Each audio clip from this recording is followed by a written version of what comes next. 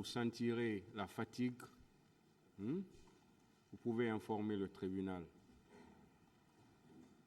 Si vous voulez vous asseoir, vous le direz effectivement également, du moins au tribunal.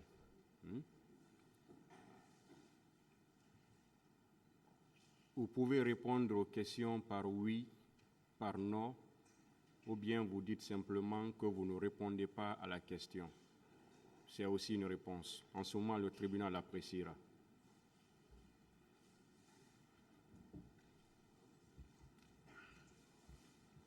À votre dernière comparution à la barre de ce tribunal, les faits pour lesquels vous êtes renvoyé, vous avez été notifiés. Et à la question de savoir si vous les reconnaissez ou pas, vous avez répondu par la négative. C'est-à-dire, vous avez dit que vous ne les reconnaissez pas. Oui, Monsieur le Président. Alors, vous avez la parole aujourd'hui pour dire au tribunal ce que vous savez dans cette affaire. Merci, Monsieur le Président. Merci, Messieurs les assesseurs. Merci également l'ensemble de la Cour.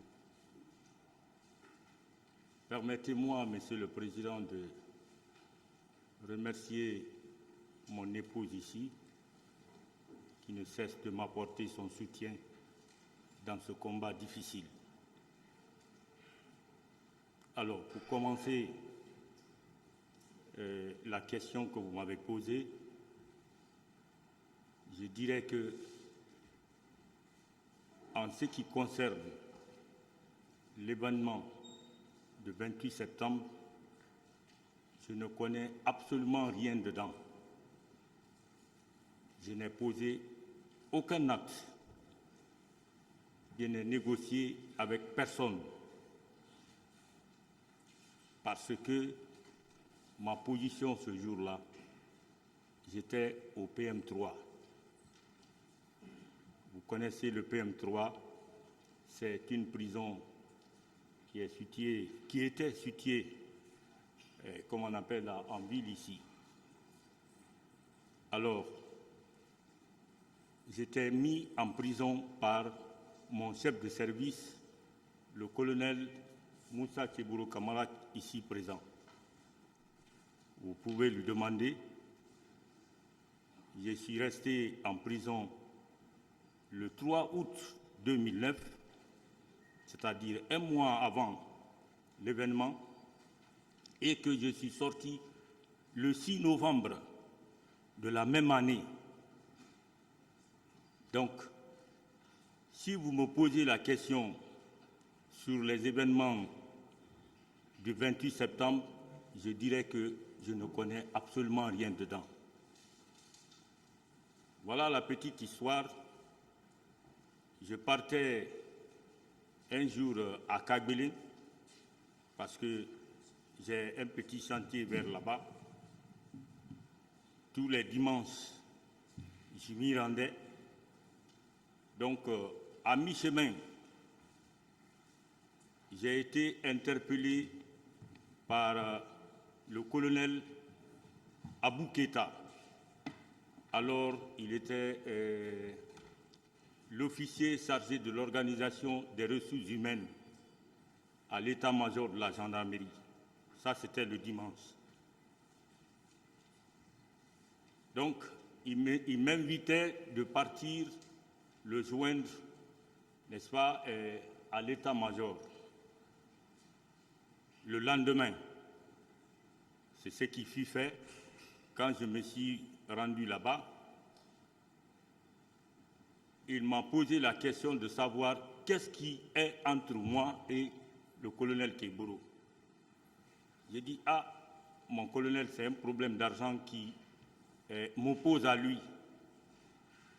Il me dit, bon, puisqu'il en est ainsi, moi je n'ai pas de décision, il faut qu'on aille voir le chef d'état-major d'alors,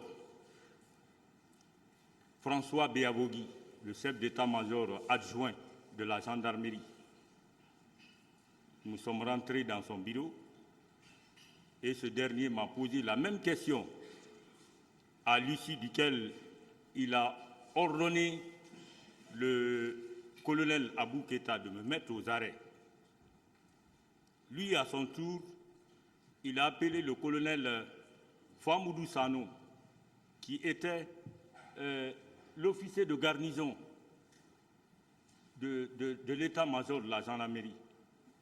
Il m'a pris, il m'a amené au PM3. Arrivé au PM3, nous avons trouvé le colonel Baouri, qui était l'officier du PM3. C'est lui qui était commandant d'unité du PM3 là-bas. Donc, il m'a fait rentrer dans la prison, dans laquelle prison j'ai trouvé le commandant Kader,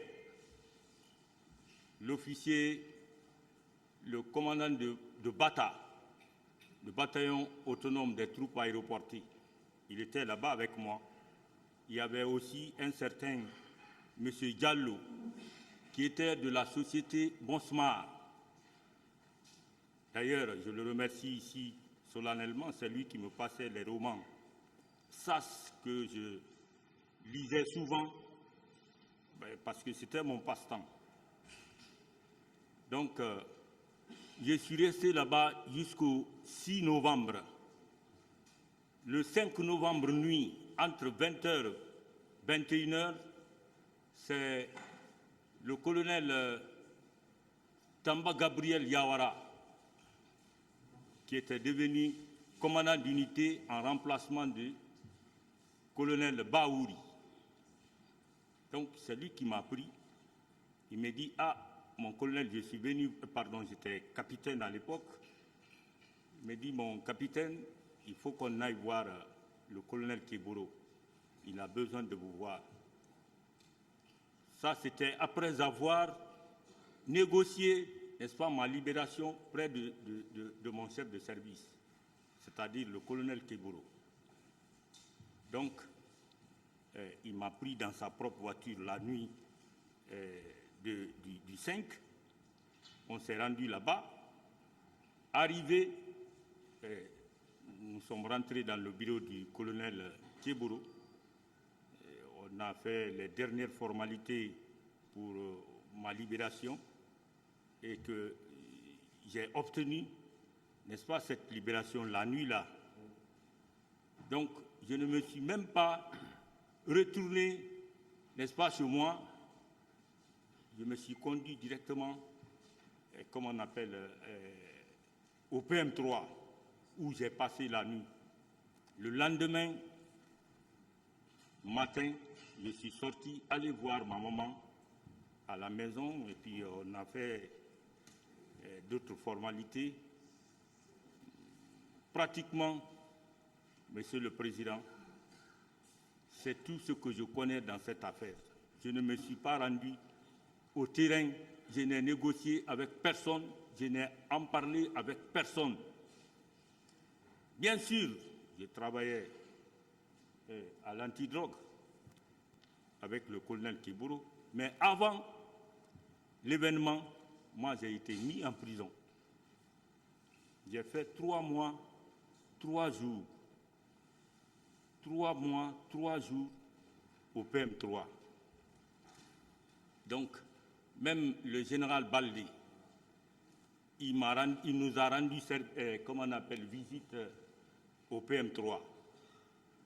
Donc, si je vous dis que je connais quelque chose dans cette affaire, vraiment, je vais mentir. Je ne suis pas parti au terrain, sauf un seul jour. Le pool des juges m'ont appelé pour me dire « Ah, vous êtes appelé ici parce qu'il y a un certain Seri Condé qui dirait que vous